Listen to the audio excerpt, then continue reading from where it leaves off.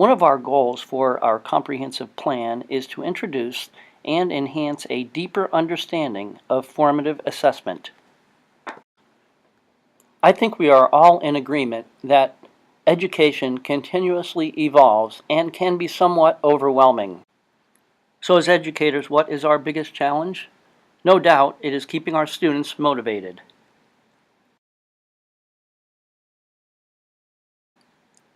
As educators, we also become motivated when we see our students have that aha moment, when they get it. We also know it is best practice to show relevance, allow students to make the connections to their learning, and make them see clearly how it can benefit them as a student. So as a teacher, how can we put students in charge of their own learning? One of the ways we have put education back in the hands of the learners is how we assess students and the feedback that we provide. Basically, we are now facilitators. I would argue that kids have not changed as much as you think. However, we have learned a lot more about how students do learn. We have also learned more about best practices in assessment.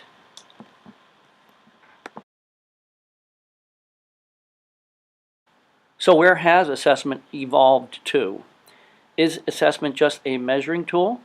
We know that summative assessment is the assessment of learning, while formative assessment is the assessment for learning. Today's focus will be on formative assessment. More importantly, how can formative assessment benefit me as a teacher?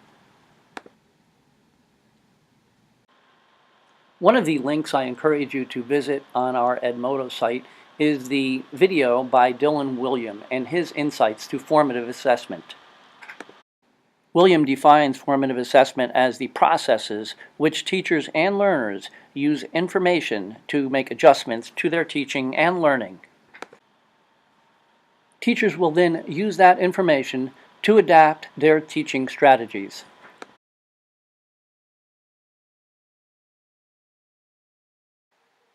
Formative, just like the word to inform, is to inform your teaching and provide feedback to your students. It is used to improve student learning and provide evidence of student learning. Formative is aimed at providing feedback to our students. We have to remember that formative is not final. It is not the finish line. In fact, formative is just a way of engaging our students in their own learning. So, what types of formative assessment are you using in your classroom today? Please hit pause and reflect on how you are using formative assessment. Also, please consider posting some of your examples on our Edmodo site. Here are a few formative assessment techniques that we have observed being used currently by our team.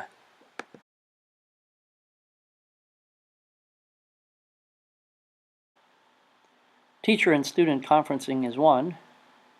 Also, cold calling, journal entries,